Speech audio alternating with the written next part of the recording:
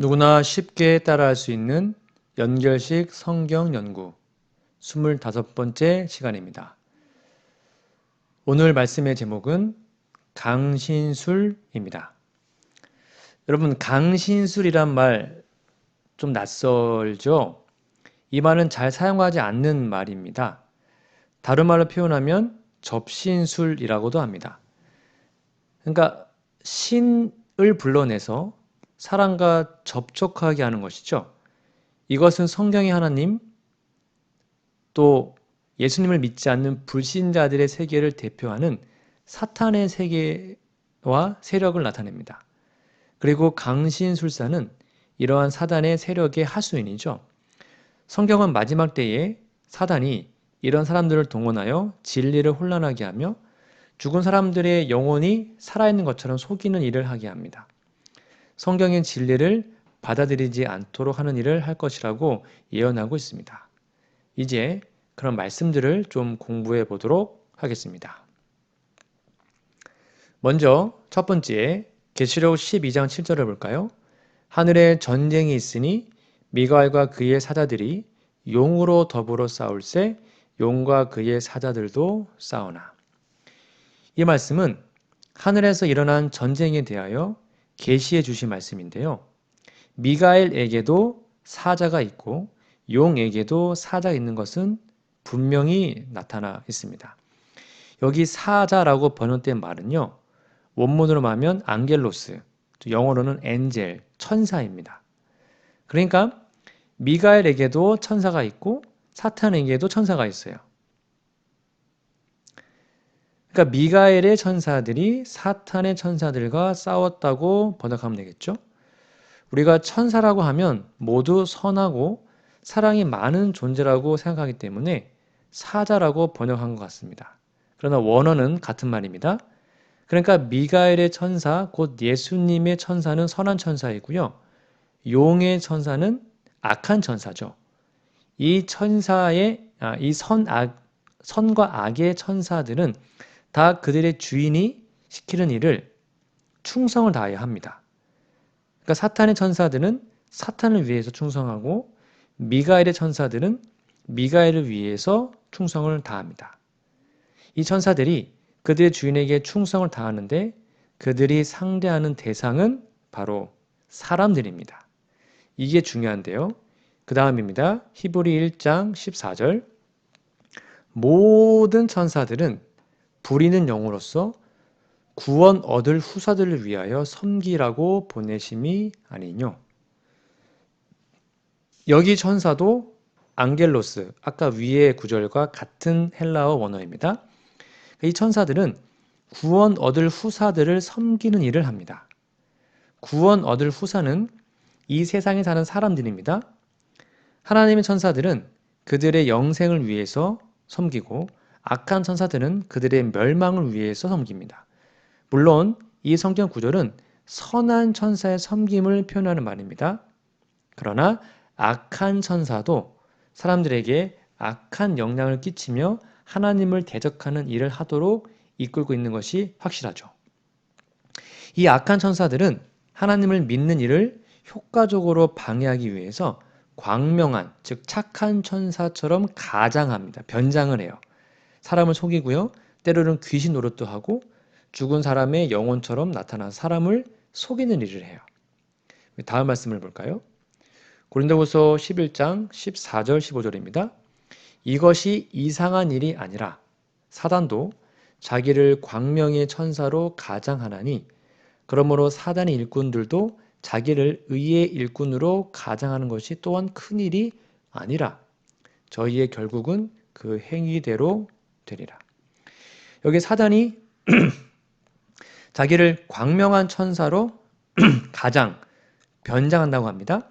사단은 원래 착한 천사였죠. 그가 하나님을 대적해서 사단이 되었습니다. 그래서 그는 원래 자신 형상으로 꾸미는 일은 전혀 어려운 것이 아니에요. 이렇게 해서 택하신 자들이라도 미혹하는 일을 하죠. 그렇기 때문에 우리는 오직 진리의 말씀인 성경으로 이것을 분별해야 합니다. 항상 준비되어 있어야 됩니다. 그렇지 않으면 예수님을 믿는 길인 줄 알고 갔는데 결과는 사단을 따라간 것이 될 수도 있어요. 사탄 마귀가 변장하니까요. 다음 말씀을 볼까요? 사무엘상 28장 11절에서 13절 말씀입니다. 여인이 가로되 내가 누구를 내게로 불러 올리랴? 사울이 가로되 사무엘을 불러 올리라.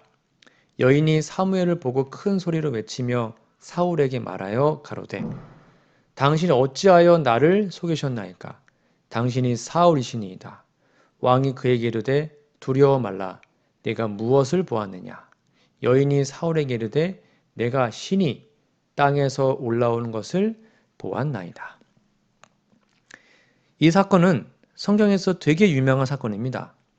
이스라엘 왕 초대 왕이었던 사울이 모든 신접한 자들을 쫓아내었습니다. 근데 그가 하나님을 버리고 다급한 일을 당했을 때 하나님을 순종하지 않았기 때문에 하나님으로부터 어떤 대답을 들 수가 없게 됐잖아요. 기도 응답이 없는 것입니다. 그러다 결국 자기가 쫓아낸 신접한 자, 심한 무당이죠. 를 찾아갑니다. 그리고는 죽은 사무엘을 불러내달라고 요청을 해요. 그때 이 엔돌에 신접한 여자, 즉 강신술사가 사무엘의 영혼을 불러냅니다. 그래서 사무엘이 땅에서 올라와서 사울을 만난다는 이야기입니다. 근데 이야기를 읽는 그리스도인들이 이것이 진짜 사무엘의 영혼이 온 것처럼 오해를 합니다. 여러분, 근데 그게 말이 안 되는 거예요. 사단이나 사단의 부하가 그렇게 한 걸로 생각을 못 하는 거예요. 왜냐하면 만일 사무엘의 영혼이 살아있다면 그는 분명히 하나님 나라에 하나님과 함께 있을 거겠죠. 만약에 그게 있다면. 그런데 하나님이 다 내어 쫓고 심지어 죽이라고까지 했던 신접한 여자가 사무엘을 부르는데 하늘에 있는 사무엘이 그 무당의 말을 듣고 땅에서 올라왔다고요? 이게 말이 됩니까? 하나님의 거룩한 선지자가 사단의 하수인이 오라 한다면 오고 가라 한다면 갑니까? 말이 안 되죠. 이것은 사단의 속임수입니다. 이것이 바로 강신술의 형태입니다. 그러니까 사탄 마귀가 사무엘의 모양처럼 올라온 것입니다. 다음 말씀 욥기 7장 9절 10절 구름이 사라져 없어짐 같이 음부로 내려가는 자는 다시 올라오지 못할 것이오니 그는 다시 자기 집으로 돌아가지 못하겠고 자기 처소도 다시 그를 알지 못하리이다. 분명히 말하고 있죠. 분명히 죽은 자는 즉 음부로 내려간 자는 다시 올라오지 못한다고 말합니다. 그리고 다시 자기 집으로 돌아가지도 못한다고 말할 뿐만 아니라 그가 살던 곳에서도 그를 알지 못한다고 얘기를 해요. 근데 어떻게 죽은 사무엘이 올라오겠습니까? 그럼 어떻게 사울이 그를 알아보겠습니까? 그러니까 이 사건은 완전히 사단의 속임수였어요. 그래서 우리가 분별해야 됩니다.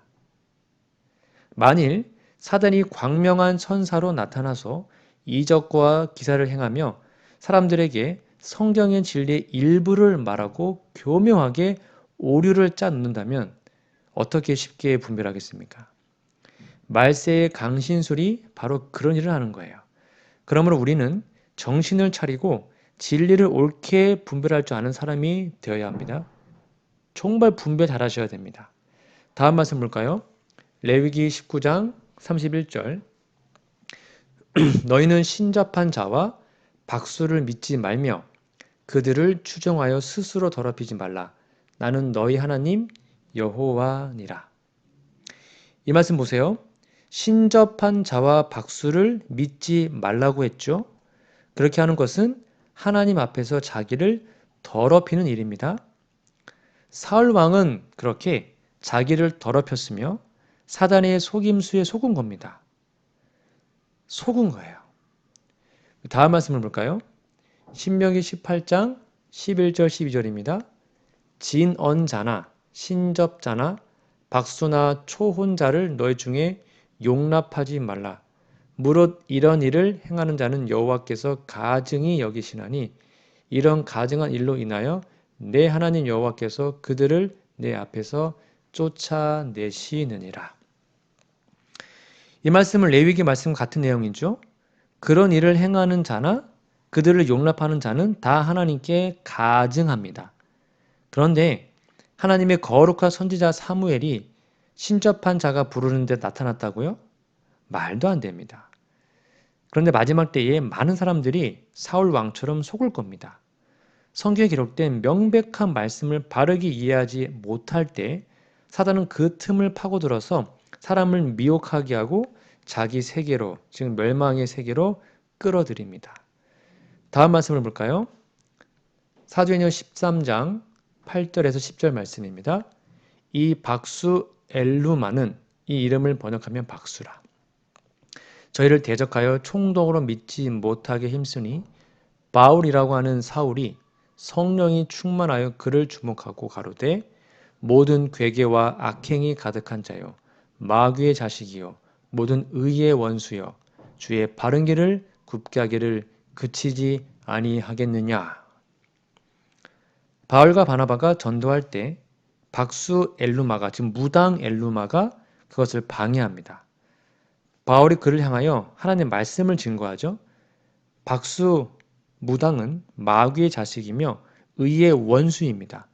주님의 바른 길을 굽게 하는 자이며 괴계와 악행이 가득한 존재들이죠. 그러므로 이들은 사단의 천사, 곧 귀신의 가르침을 쫓는 자들입니다. 마지막 때에 이런 일이 있을 것이라고 성경은 예언합니다. 그러니까 마지막 때에 이런 신접한 자들의 활동이 있을 거라고 말씀이 기록하고 있는 것입니다. 다음 말씀 볼까요? 디모데전서 4장 1절 2절 말씀입니다. 그러나 성령이 밝히 말씀하시기를 후일에 어떤 사람들이 믿음에서 떠나 미혹해하는 영과 귀신의 가르침을 쫓으리라 하셨으니 자기 양심이 화인 맞아서 외식함으로 거짓말하는 자들이라. 말세에 일어난 이런 강신술, 곧 현대 강신술은 미국에서 1800년대 후반에 폭스 잠에 의해서 시작되었습니다.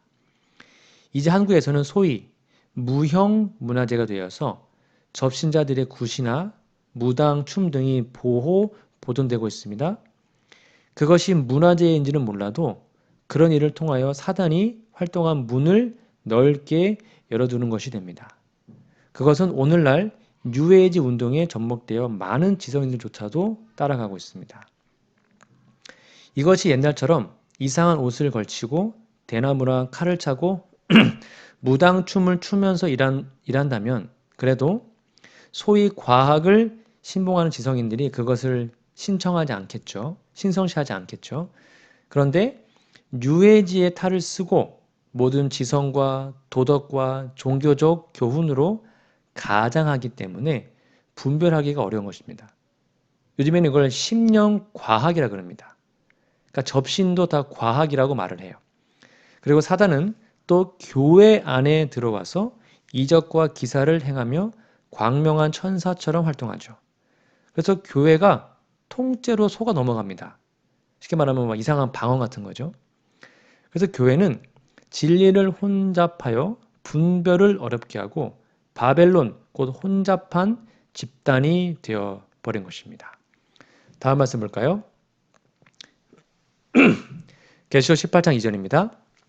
힘센 음성으로 외쳐 가로되 무너졌도다 무너졌도다 큰 성 바벨론이여 귀신의 처소와 각종 더러운 영에 모이는 곳과 각종 더럽고 가증한 새에 모이는 것이 되었도다. 여기 보니까 무너진 바벨론은 계시록 17장에 보면 음란한 여인으로 묘사됩니다. 성경 예언상 여자는 교회입니다. 그러므로 무너진 바벨론은 진리와 오류를 혼합한 교리를 가진 교회입니다. 그들은 귀신과 더러운 영의 가르침을 받아들였기 때문에 바벨론이 되었습니다. 사단의 천사를 광명한 천사로 오해한 결과죠.